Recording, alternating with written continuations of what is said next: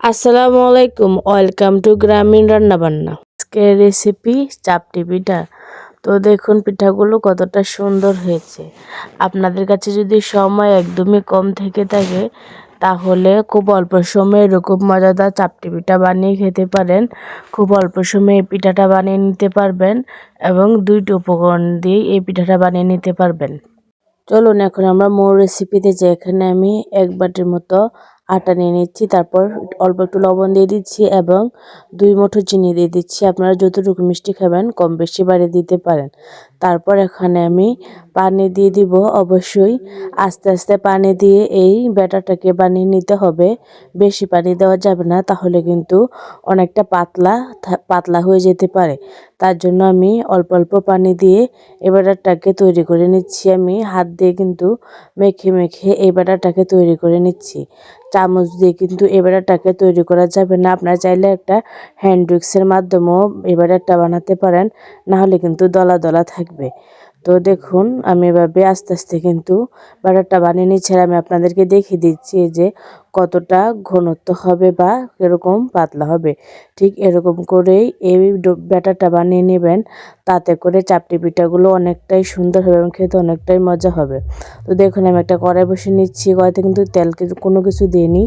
হালকা একটু যখনই কড়াইটা গরম হয়ে যাবে, এখন আমি এই ব্যাটারটা দিয়ে দিচ্ছি। এখানে আমি চামচ দিয়ে 2 চামচের মতো এখানে দিচ্ছি ব্যাটার। তারপর একটা মাসুলদানি দিয়ে আমি এই ব্যাটারটাকে চারদিক দিয়ে আমি সুন্দর করে ছড়িয়ে নিচ্ছি। এরকমভাবে আপনারা ছড়িয়ে নিতে পারেন। আবার চাইলে একটু এভাবে হাত দিয়ে ঘুরিয়ে ঘুরিয়েও ছড়িয়ে নিতে পারেন। তো দেখুন আমার সুন্দরভাবে ছড়িয়ে নেওয়া শেষ। চারদিকে কিন্তু একটু ফুলে ফুলে গেছে। এই পর্যায়ে আমি এখানে তেল দিয়ে দিব। তেল দিয়ে আমি এই পিঠাটাকে সুন্দর করে উল্টিয়ে পাল্টিয়ে ভেজে নেব। যে দেখুন আমি এখানে তেল দিয়ে দিচ্ছি, আর আমার যে মাসুলদানিটা ওইটার মাধ্যমে কিন্তু আমি উল্টিয়ে পাল্টিয়ে নিচ্ছি সুন্দর করে। এই পিঠাগুলো কিন্তু অবশ্যই সুন্দর করে ভেজে নিতে হবে, না হলে কিন্তু ভিতর দিয়ে কাঁচা থাকতে পারে।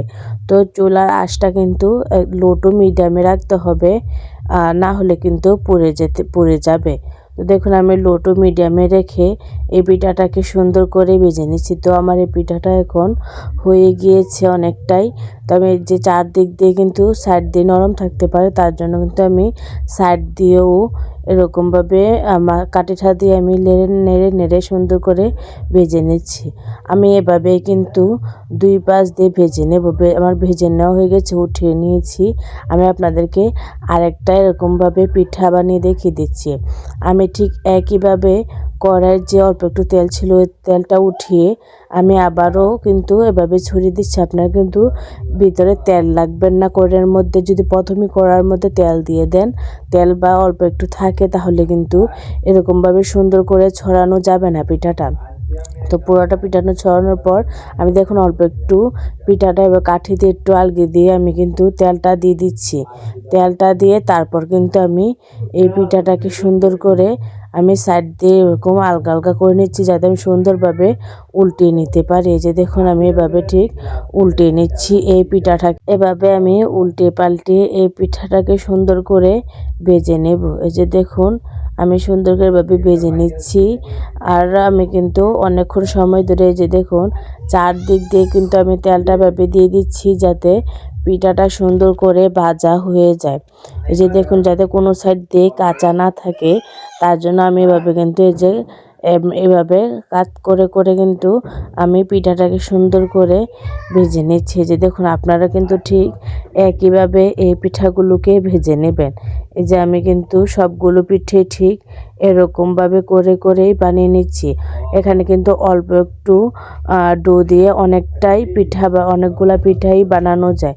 তো এই যে দেখুন আমার পিঠাটা এক পর্যায়ে হয়ে গেছে। আমি সবগুলো পিঠা উঠিয়ে নিচ্ছি। আর দেখুন কতটা সুন্দর হয়ে গিয়েছে পিঠাগুলো, কতটা সুন্দরভাবে হয়েছে।